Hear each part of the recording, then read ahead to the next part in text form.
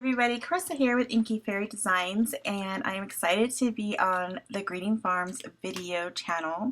So we're going to be making this card today, coloring this cute stamp called Mishell. She's from the newest release of Mermaid beans.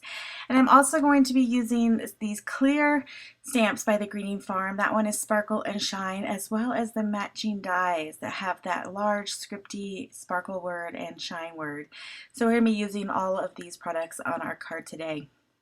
So like I said, I'm here on the Greeting Farm YouTube channel, but you can also find me on my YouTube channel, which is Inky Designs. So definitely check that out.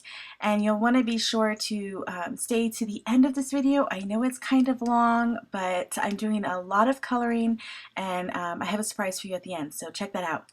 Anyway, I wanted to show you, I am using this photo as my inspiration for my hair today.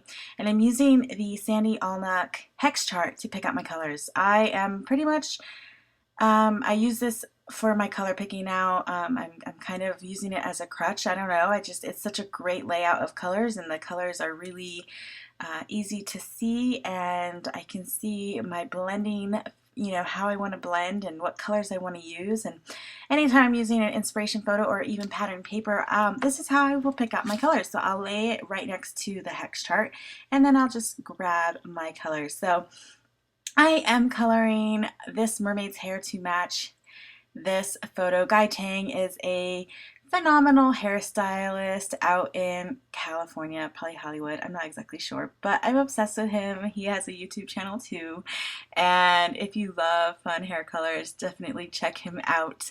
So I thought I would just see, I've never done this before, where I take a photo like this and try to recreate it with my Copic markers. So this is a learning process for all of us, but I thought it would be fun to kind of share with you how that ended up working out.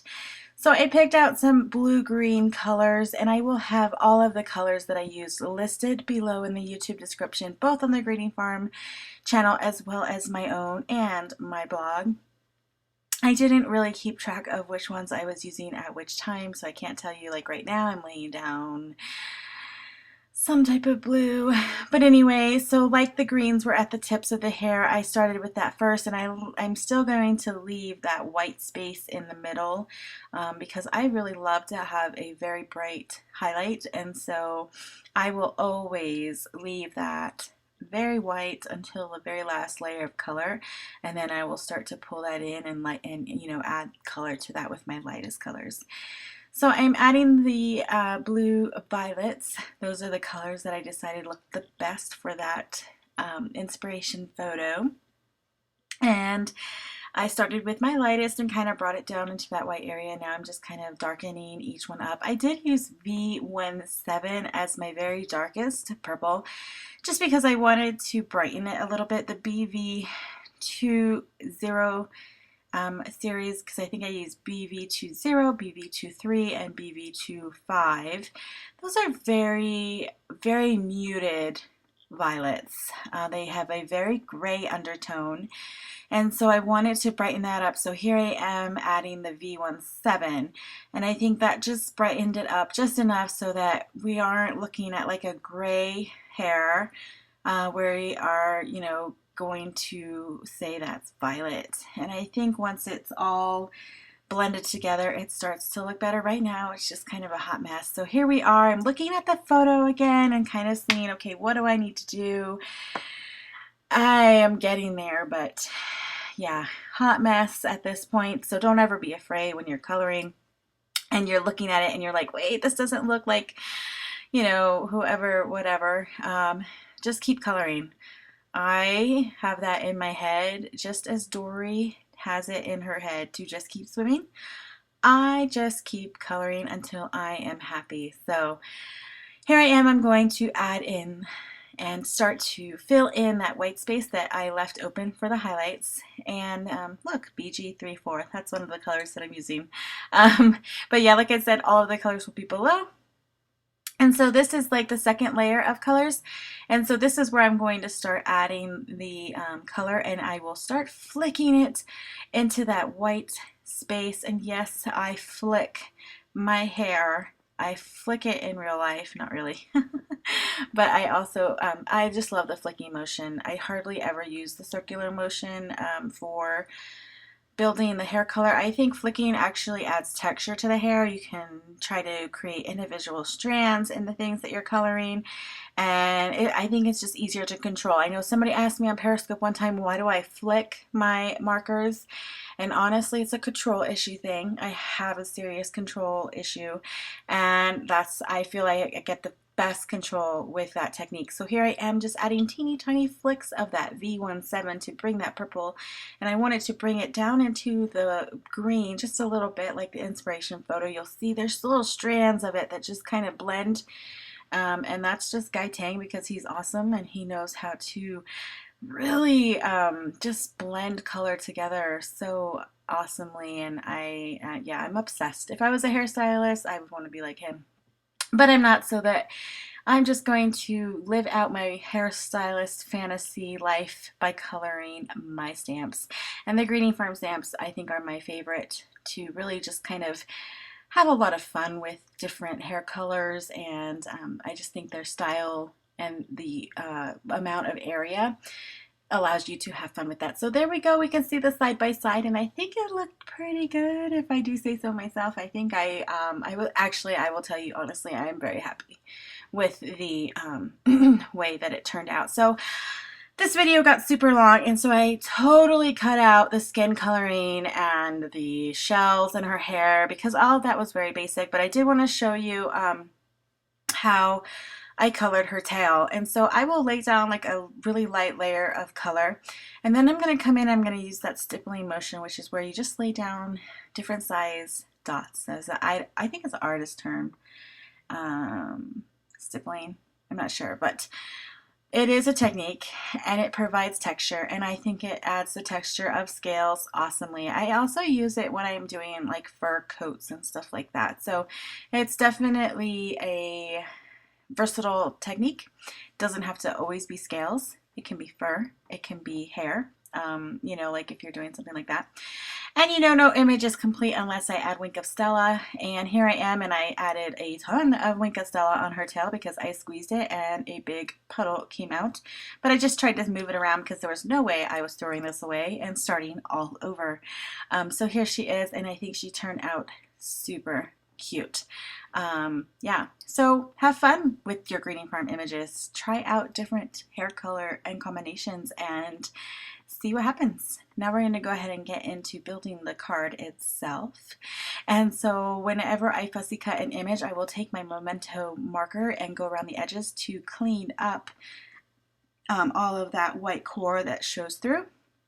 I pulled out some old pink paisley paper, and I thought, I actually pulled it out earlier, and that's why I colored her seashells that color. I thought the coral really played nicely with the blue-green cool color of her hair. And I'm cutting out those words, and I wanted to show you how I use the dryer sheet thing. It's a technique to help you cut out intricate dies, and you can see how it pulls up and it just leaves that right on the dryer sheet, kind of clings it there, and so you don't lose your little pieces. And I also wanted to show you, I love to kind of make dimension of my, or like make my words have dimension, and the best way to do that with these really fine die cuts is to cut out 2 or 3 pieces of them. So I did it in a white, just white cardstock. I keep the negative space of where it came out. I add some washi tape on the other side, and then I can stick it there and it'll keep that shape. And then I can add the second piece right on top. And I just use that mono multi whatever glue by Tombow. It's got a really fine tip applicator, and I like to use it for these little areas. And the gold cardstock that I use is from My Favorite Things. It's their gold shiny cardstock, and it's really cool. So I thought for the shine we should use some shiny cardstock, and it ties into her crown that I colored gold using that Wink of Stella gold. So yeah, this is like the easiest way if you want to make your words kind of stand out and have some dimension. I usually use 2 or 3 pieces of cardstock, and that gives me enough depth without it being too tall. And now I'm just kind of lining up where I want the sentiment, where I want her to be. I cut out all of my pieces of my cardstock using some of my favorite things. Blueprints, Die-namics dies, those are my favorite right now for creating cards. I can't create without them now. I think they have so many different cool shapes. So anyway, so here I am. I'm just going to adhere this card together, and I'm going to add some twine around that panel. And I chose that because the cute little fish, I don't know, I think it looked cute with the mermaid.